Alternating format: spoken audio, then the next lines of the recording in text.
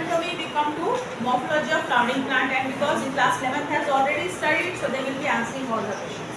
ठीक है, from morphology of flowering plant. ठीक है, एनाटॉमी में अपन क्या पढ़े थे? Internal structure. ठीक है, जब बात आती है मॉर्फोलॉजी की, तब हम लोग क्या चीज़ की बात करते हैं? Study of external part of the plant.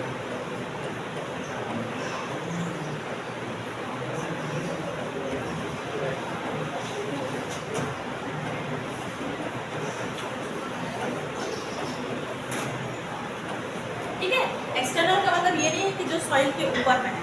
ठीक है, एक्सटर्नल मतलब कि बाहरी, आउटर मोस्ट जो जितना भी प्लेयर होगा उसकी हम स्टडी करते हैं, तो दैट इज अ मॉर्फोलॉजी. ठीक है, इसमें क्या क्या चीज़ें आती है तना थोड़ा सा ध्यान दो उधर. ठीक है, इसमें हम पढ़ेंगे स्टेम. ठीक है, root, main axis, leaf, birds, seed, fruit and flower. ये सारे जितने भी स्ट्रक्चर्स लिखे हुए हैं यहाँ पे एक्सटर्नली जो दिखाई देते हैं, और एक्सटर्नली अपन जिसको स्टडी कर सकते हैं. ठीक है, ये सब किसमें आता है? Morphology of flowering plant. ठीक है, फ्लावरिंग प्लांट इसलिए क्योंकि नेचुरल से सीड भी बन रहा है, सीड का आउटर कवरिंग फ्रूट भी बन रहा है, और ये दोनों किससे बन पा रहा है? Because of the flower. Flower से ही बन पा रहा है सीड, सीड की वजह से ही बन पा रहा है फ्रूट, ओवरी कन्वर्ट हो रहा है. ठीक है, तो ये जितना हम पढ़ने वाले होते हैं मॉर्फोलॉजी ऑफ फ्लावरिंग प्लांट. ठीक है, इसमें अगर मैं आपको बोलूँ वेजिटेटिव पार्ट, इसमें वेजिटेटिव पार्ट कौन कौन सा कहलाता है? Vegetative part of the plant. Vegetative part, vegetative propagation मतलब क्या होता है? जितना भी वेजिटेटिव पार्ट है, right, root, shoot, leaf, stem, अगर उसको कट सेक्शन करके हम लोग फिर से जर्मिनेट कर सकते हैं, तो उसी को हम लोग क्या बोलते हैं? Vegetative propagation. ठीक है, यानी इन्हीं पार्ट्स को हम लोग क्या बोलते हैं? Vegetative parts of the plant. ठीक है, कौन कौन से पार्ट्स हैं? स्टेम भी हो सकता है, रूट हो सकता है, लीफ हो सकता है, बर्ड. ठीक है, these are vegetative part of the plant. Vegetative part. ठीक है, तो फिर रिप्रोडक्टिव पार्ट्स कौन कौन से होते हैं? जो रिप्रोडक्शन में पार्टिसिपेट करते हैं या रिप्रोडक्शन की वजह से बनते हैं. फ्लावर. ठीक है, क्योंकि फ्लावर जो है वो बियर करता है मेल एंड फीमेल गैमेट. ठीक है, इसलिए फ्लावर है. इसके अलावा और कौन से रिप्रोडक्टिव पार्ट में आते हैं? Seed and fruit. ठीक है, जब भी male and female gamete from the flowering plant, ठीक है, फ्यूज होंगे, तो उस फ्यूजन से क्या बनेगा? गैमेट. सॉरी, गैमेट से क्या बनेगा? फ्यूजन से जायगोट. वही जायगोट प्लांट्स में किसमें कन्वर्ट होता है?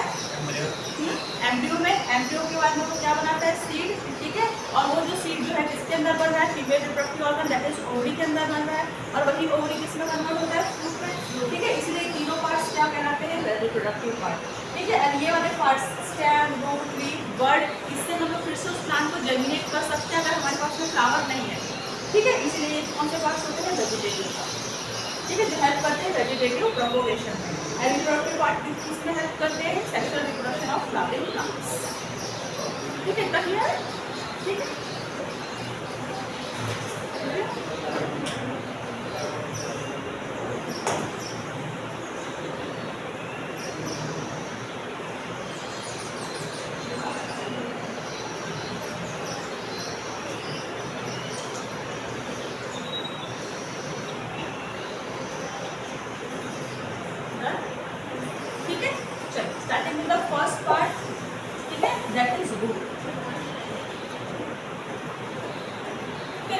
जर्मिनेट कहाँ होता है? अगर एक हम लोग सीड की बात करें, ठीक है, तो सीड ही आपको पता है जिसको हम लोग जमीन पर लगाते हैं तो उससे एक पेड़ उग जाता है.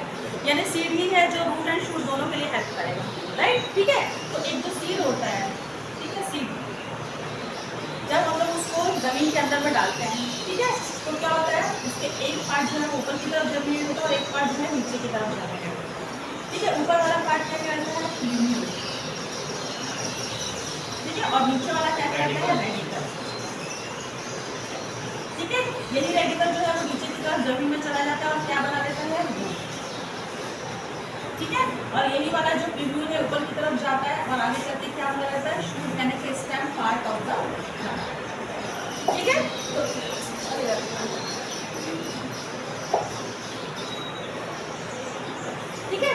सीड जो है जिसको हम लोग ने सीड जर्मिनेशन किया है, सीड जर्मिनेशन इन सॉइल, ठीक है, उसमें से दो अरेंजमेंट निकलते हैं, ठीक है। एक जो है वो अबव द सॉइल जाता है, बिलो द सॉइल जाता है। अबव द सॉइल वाला जो स्ट्रक्चर जाता है दैट इज नोन एज इम्यूल, और उससे क्या चीज़ का डेवलपमेंट होता है, शूट का, ठीक है। And lower part of the जो सॉइल है, ठीक है, वहाँ पे जाता है रूट पार्ट यानी रेडिकल वाला, ठीक है, जो बनाता है रूट ऑफ द प्लांट, ठीक है। इतना क्लियर हुआ? सिंपल, एक जो बीज है उससे कैसे जर्मिनेशन होगा, इम्यूल एंड रेडिकल का, तो अपने जो रूट है वो कहाँ से बन के आ रहा है, रेडिकल पार्ट,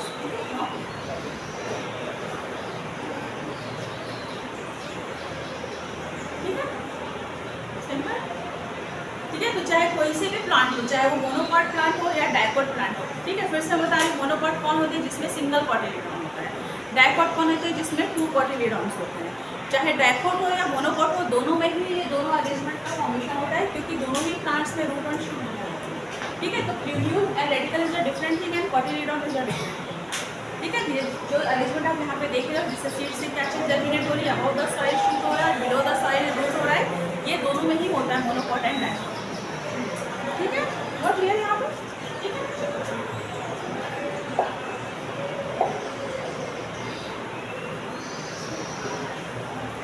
ठीक है, तो रूट जो है कितने टाइप्स के हो सकते हैं, मोनोकॉट एंड डाइकॉट के अलग अलग टाइप्स के होते हैं। क्लासिक है 1 प्लीज आंसर,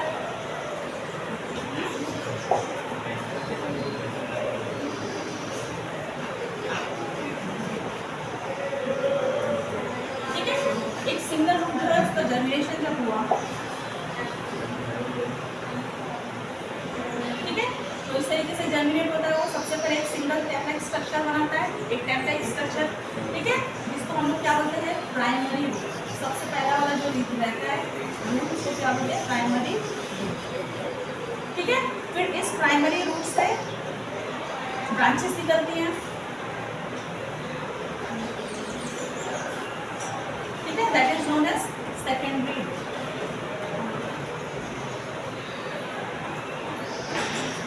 ठीक है। और इस सेकेंडरी रूट से सब ब्रांचेस निकलती हैं, ठीक है, which are known as tertiary root,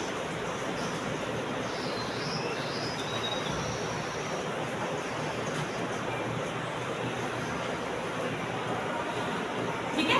तो एक नॉर्मल रूट की बात करें, जब वो सॉइल के नीचे जमीन पे उगना स्टार्ट होता है, तो वो पहले एक सिंगल स्ट्रक्चर रहता है, सिंगल एक्सिस का रहता है, तब it is known as primary root, ठीक है। उस प्राइमरी रूट से जो सब ब्रांचेस डेवलप होती है, they are known as secondary root, और सेकेंडरी रूट से जो नेक्स्ट ब्रांचेस अराइज होती है उसको हम क्या बोलते हैं, टर्शियरी रूट, ठीक है। वो एक क्लियर, ठीक है। ये रेडिकल पार्ट्स हुआ जो नीचे की तरफ में गया, उसने 3 तरीके के ब्रांचेस का फॉर्मेशन किया, primary root, secondary root and tertiary, ठीक है। वो क्लियर यहाँ तक, ठीक है, क्लियर हो,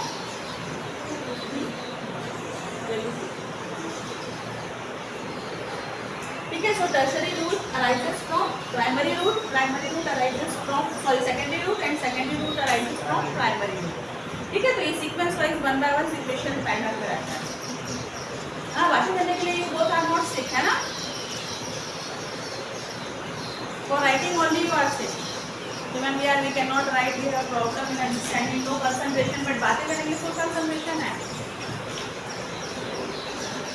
ठीक है। इसमें से क्लियर, सिंपल है,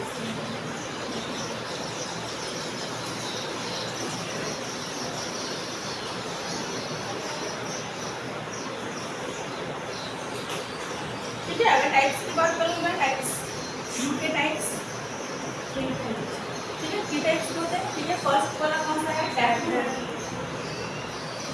ठीक है, टाइप्स ऑफ रूट्स, हाँ, types of roots,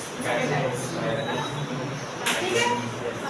tap root जो होता है वो क्या होता है, वो एक सिंगल मोटा सा रीजन बनाता है, जिसका प्राइमरी स्ट्रक्चर होता है ना, अपन जो देखें प्राइमरी रूट का, उसका सिंगल सा एक मोटा सा स्ट्रक्चर बनाता है, ठीक है, और उसमें से बहुत ही छोटे छोटे हल्के से रूट हेयर्स निकलते हैं,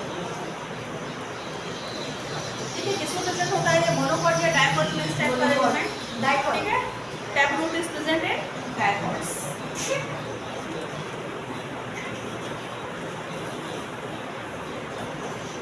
जितने भी डाइकॉट प्लांट्स है उसमें अपन लोग को इसी तरीके के रूट्स मिलेगा, एक सिंगल स्ट्रक्चर मिलेगा, मतलब आप जमीन से उसको उखाड़ के देखोगे तो आपको सिंपल जैसे रेडिश एंड कैरेट वगैरह रहता है ना, जैसे एक सिंगल स्ट्रक्चर रहता है, उसके साथ में छोटे छोटे रूट हेयर्स लगे रहते हैं, इस टाइप का स्ट्रक्चर अपने को यहाँ पे दिखेगा। सेकेंड टाइप कौन सा है? फाइब्रस। ठीक है, फाइब्रस कैसा होता है? ठीक है, एक सिंगल रूट स्ट्रक्चर जो है वो निकला, जैसे प्राइमरी रूट यहाँ से निकलता है।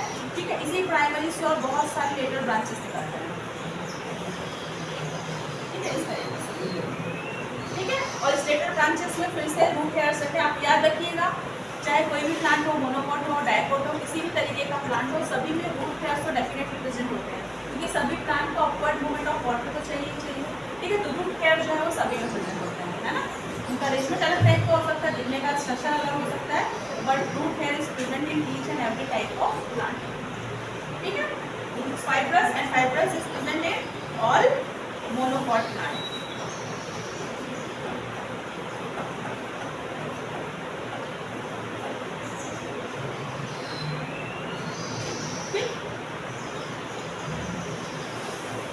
And the third type fibrous तो हो गया एडवेंटिशियस रूट। ठीक है, कोई एग्जाम्पल बताइए, कहीं पे देखा आप लोग का एडवेंटिशियस रूट?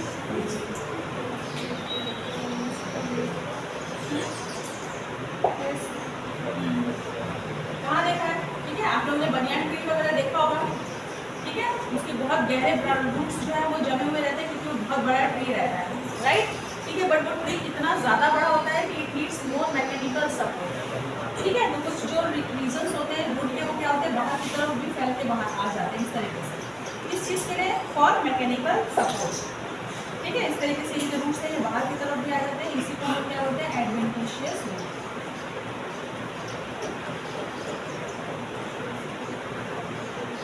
ठीक है, इसमें एग्जाम्पल बना कर क्या बताया, बनियान ट्री।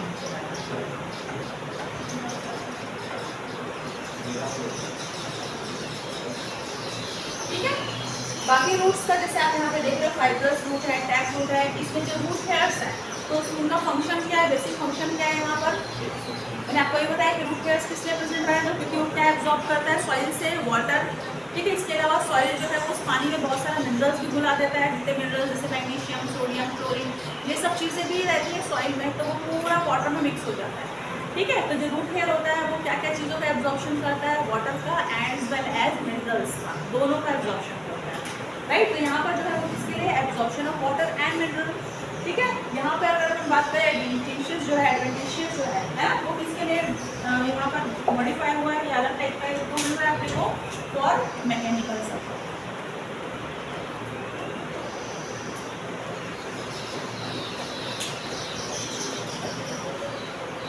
ठीक है, और बाकी जगह में यहाँ पे किसके है, for Uptake of water and minerals.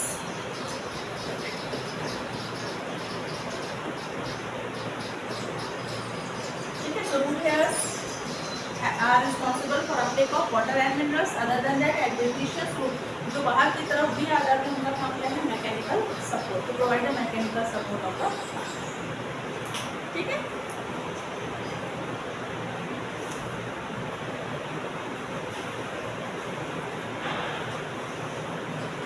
ना तो हो गया।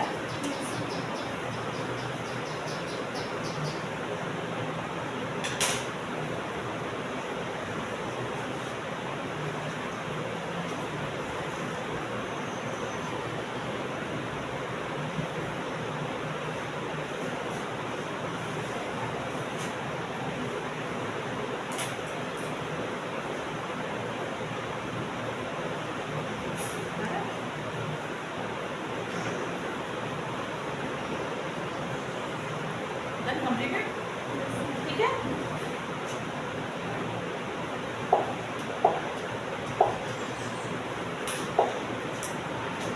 ठीक है, अगर अपन रीजन ऑफ रूट्स देखें, रीजन ऑफ रूट, एक टिपिकल रूट को अगर अपन लोग जूम करके देखें, ठीक है, तो उसमें कौन सा रीजन होता है, एक्सटर्नली ही, अगर हर सेक्शन नहीं करें ना, एक्सटर्नली अगर उसको जूम करके देखेंगे, ठीक है, तो अपने को कौन सा रीजन दिखते हैं,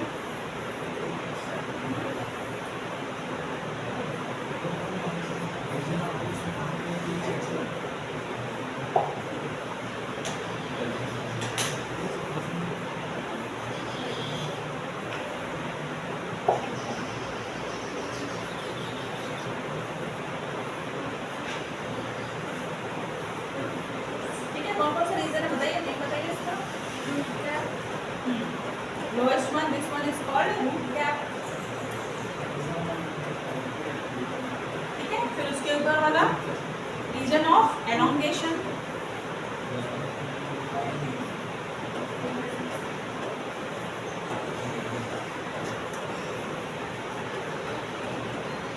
ठीक है। एंड रूट कैप जो रहता है उसी के पास में एक छोटा सा रीजन होता है जिसको हम लोग मेरिस्टेमेटिक जोन भी बोलते हैं ना, यहाँ पर हल्का सा,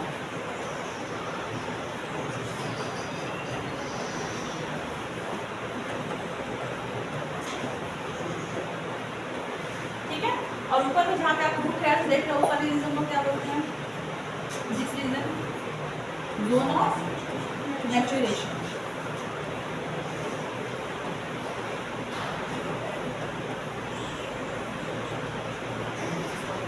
एंड रूट हेयर, ठीक है। तो ये टिपिकल स्ट्रक्चर को अगर अपन देखेंगे, रूट होता है इस तरीके का दिखाई देता है, सबसे टॉप मोस्ट में उसको अपने को क्या देता है, रूट कैप। इस रूट कैप का फंक्शन क्या है बताइए, what is the function of root cap?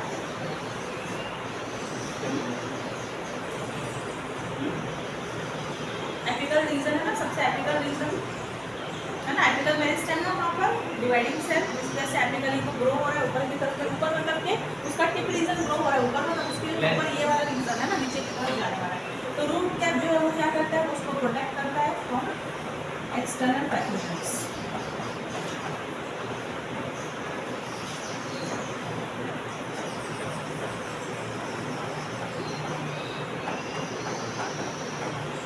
ठीक है, वो पैथोजेंस हो सकते हैं, कोई एटमॉस्फेरिक कंडीशन हो सकती है, क्लाइमेटिक कंडीशन हो सकती है, कोई भी ऐसी चीज़ जो यहाँ से एंटर करके इसकी ग्रोथ में प्रॉब्लम क्रिएट कर सके, इसको डैमेज कर सकते, उसको रोकते हैं। ठीक है, तो root cap is for the protection apical reason.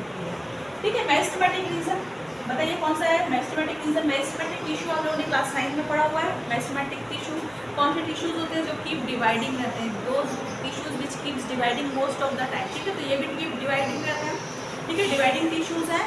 और एपिकल रीजन में कौन सा है, एपिकल मेरिस्टेम। ठीक है, तो ये कौन सा जोन है, ये वो जोन है जहाँ पे सबसे ज़्यादा डिवीजन हो रहा है रूट। ठीक है, most dividing differentiation region of the root.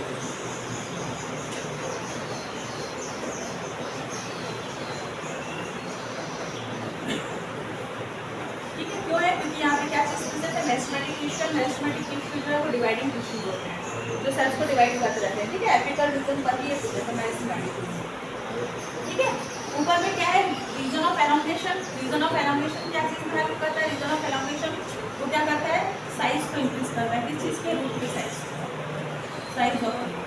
ठीक है, क्योंकि इसका नाम ही है एलोंगेशन। एलोंगेशन मतलब कि क्या है, वो उसके लेंथ को इंक्रीज करता है। ठीक है, रूट के लेंथ को। रूट है, हमें जस्ट अभी देखा एब्जॉर्प्शन ऑफ वाटर करेगा ये, तो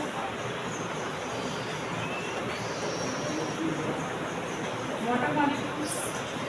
ठीक है, एंड जोन ऑफ मैच्योरेशन जो है वो क्या करता है, वो ज़्यादा से ज़्यादा रूट हेयर्स का फॉर्मेशन करता है ताकि ज़्यादा से ज़्यादा absorption of water molecules and minerals हो सके ध्यान से। ठीक है, टिपिकल रीजंस ऑफ रूट।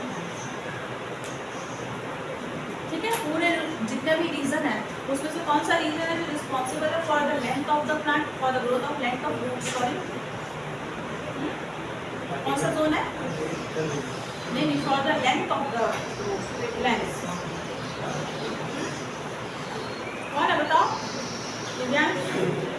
ठीक है, पूरे रूट में ऐसा कौन सा रीजन है जिसकी वजह से जो रूट है उसका लेंथ बढ़ रहा है? हाँ, रीजन ऑफ एलोंगेशन। ठीक है, कौन सा ऐसा सेल है जो सबसे फास्ट डिवाइडिंग सेल से जो कंटिन्यू डिवाइड हो रहा है? ठीक है, मेरिस्टेमेटिक रीजन। कौन सा रीजन है जिससे प्रोटेक्शन करके रखा हुआ है ताकि उसको कोई भी एक्सटर्नल चीजें जो है वो ऐड ना कर सके, एक्सटर्नल ये रीजन। ठीक है, कौन सा वाला रीजन होता है, क्या हो गया Adarsh? You also want to laugh, tell us Adarsh, what happened? ठीक है, जोन ऑफ मैच्योरेशन वो रीजन है जहाँ पे सबसे ज़्यादा रूट हेयर्स का फॉर्मेशन होगा ताकि absorption of water and minerals ज़्यादा हो। ठीक है, इतना क्लियर हुआ? ठीक है, ये तो हुए रीजंस ऑफ रूट। ठीक है, रूट का काम तो अपने को समझ में आ गया, क्या कर सकता है root of absorption of water minerals करेगा, इसके अलावा कुछ कंडीशंस में मैकेनिकल सपोर्ट भी प्रोवाइड करेगा। ठीक है, अब हम उसका एडवांस फॉर्म में देखेंगे कि मॉडिफाइड फॉर्म में ये कैसा बिहेव करता है। ठीक है, लिखते हैं सब।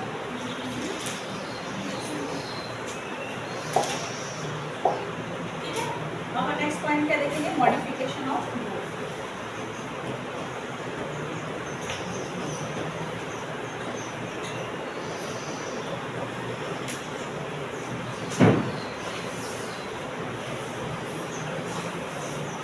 ठीक है, मॉडिफिकेशन, ठीक है। इसमें एक इम्पॉर्टेंट मॉडिफिकेशन होता है न्यूमेटोफोर्स का, कभी सुने ये टर्म्स?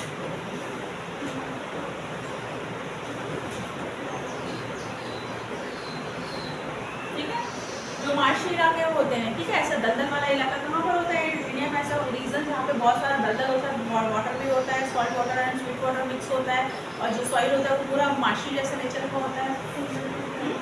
डेल्टा वगैरह जो रीजन होते हैं, डेल्टा एस्चुरीज वगैरह होती है जहाँ पर salt water and river water मिलते हैं, वहाँ पर जो सॉइल होता है वो पूरा मार्शी जैसा नेचर का बन जाता है। ठीक है, अब सॉइल जो है वो मार्शी हो गया, यानी उसमें पानी बहुत सारा है तो वाटर क्लॉग हो जाता है वहाँ पर, यानी कि जितने भी मिनरल्स न्यूट्रिशन जो जाने चाहिए थे, या इवन ऑक्सीजन भी जो उसको चाहिए था, कार्बन डाइऑक्साइड चाहिए था, गैसियस एक्सचेंज भी जो उसको चाहिए था रूट से, वो नहीं मिल पाता है। ठीक है, तो जो एरिया मार्शी एरियाज में रहने वाले प्लांट्स होते हैं, ठीक है, मार्शी अपने इंडिया में कहाँ पर है? अभी मेरे बोल रहे थे ना,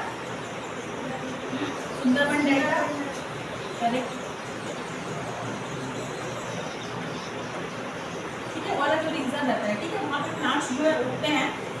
ठीक है, उसमें से क्या होता है, जो रूट वाला रीजन होता है वो बहुत सारा जो है ऊपर की तरफ इस तरीके से आ जाता है। ठीक है, क्यों आ जाता है? क्योंकि मैंने आपको बोला कि वो मार्शी एरिया है, तो उसका जो वो सॉइल वाला रीजन है उसमें क्या है, पानी बहुत ज़्यादा है, क्लॉग हो गया है, तो स्पेसेस नहीं है जाने के लिए, गैस जाने के लिए। ठीक है, तो इस टाइप के एरिया में क्या होती है, O2 की डेफिशिएंसी हो जाती है, इनको O2 डेफिशिएंसी। ठीक है, दूसरा चीज़, अगर सॉइल प्रॉपर नहीं है तो सॉइल क्या चीज़ करके देता है प्लांट्स को, क्या एक इंपॉर्टेंट फिक्सेशन करके देता है, जिसके से वो लोग एब्जॉर्ब करते हैं, कर पाते हैं मिनरल्स, नाइट्रोजन फिक्सेशन, है ना, तो वहाँ पे नाइट्रोजन की डेफिशिएंसी भी हो जाती है। ठीक है, इन सब चीज़ों की वजह से क्या होता है कि ये जो रूट्स होते हैं वो बाहर की तरफ आ जाते हैं। ठीक है, इन्हीं को हम लोग बोलते हैं न्यूमेटोफोर्स। ठीक है, और कुछ स्पेसिफिक ट्रीज हैं जो इस टाइप का शो करती हैं। ठीक है, ये प्रॉपर्टी, उन ट्रीज का नाम क्या होता है, मैंग्रोव ट्रीज। याद आया, मैंग्रोव का फॉरेस्ट भी है वहाँ पर, जो सुंदरबन डेल्टा है वहाँ पर पूरा नेशनल पार्क है, उसमें एक पूरा एरिया है, प्रोटेक्टेड एरिया, जिसमें मैंग्रोव ट्रीज लगे हुए हैं। उसमें वो जितने भी ट्रीज हैं उनके सारे जो रूट्स हैं वो बाहर की तरफ निकल के आ जाते हैं। क्या काम है?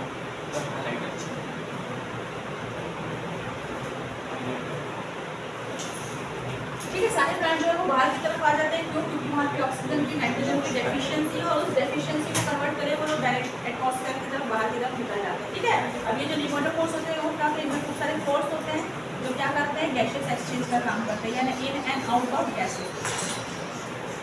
इसका नाम न्यूमेटोफोर्स है। ठीक है, फोर्स नहीं, फोर्स PHORES। ठीक है,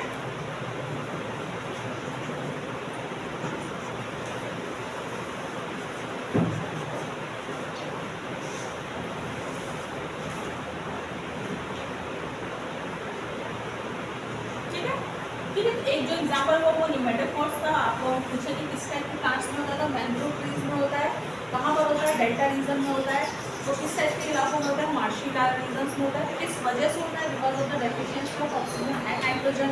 ठीक है, इनको मैंग्रोव फॉरेस्ट या न्यूमेटोफोर्स क्यों बोलते हैं, क्योंकि ये जो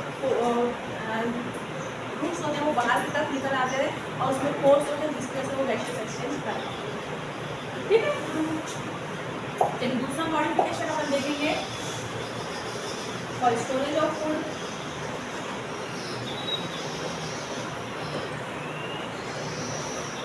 ठीक है, बहुत सारे रूट जो होते हैं वो फूड स्टोर कर लेते हैं, इस टाइप के स्ट्रक्चर में कन्वर्ट हो जाते हैं कि अपने को as a fruits and vegetable available होते हैं हमारे घर। ठीक है, जैसे कि फर्स्ट फॉर्म क्या होगा, फ्यूजिंग फॉर्म। ठीक है, फ्यूजिंग फॉर्म ये किस टाइप की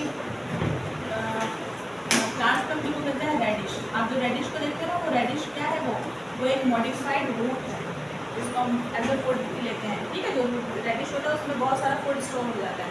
कौन सा फूड स्टोर हो जाता है प्लांट में, कौन सा फूड स्टोर होता है, in the form of starch. ठीक है, then second one is conic form. Stone like structure. ठीक है, कौन होते हैं? कैरेट। आप रेडिश को देखो, कैरेट को देखो, अगर आप बहुत पास से देखोगे, ध्यान से देखोगे, छिलका निकाल के आप खाते हो ऑब्वियसली सैलेड में, लेकिन उसके पहले आप देखोगे तो उसमें हल्के छोटे छोटे रूट हेयर्स होते हैं। ठीक है, तो रूट के ही फॉर्म होते हैं। ठीक है, कैरेट।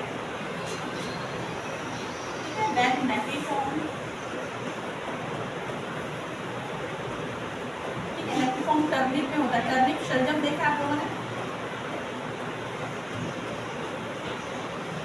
ठीक है, बीटरूट वगैरह देखा है ना? हाँ, उसे वही फॉर्म होता है। ठीक है, नेक्स्ट। ठीक है, देन ट्यूबरस।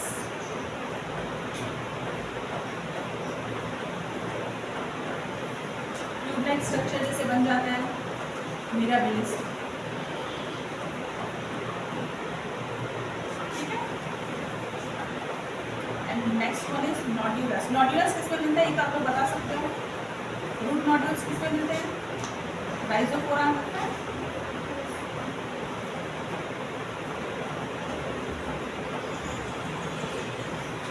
या फिर जितने भी लेग्यूम प्लांट्स होते हैं उनमें भी रहता है। ठीक है, नोड्यूल्स।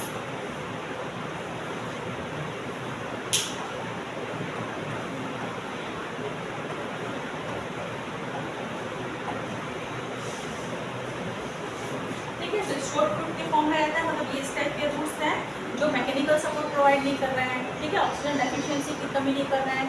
ठीक है, वाटर एब्जॉर्प्शन भी नहीं कर रहे हैं, लेकिन उनमें बहुत सारा स्टार्च जो है वो स्टोर हो जाता है। इस वजह से अपन इसको as a food form use करते हैं। ठीक।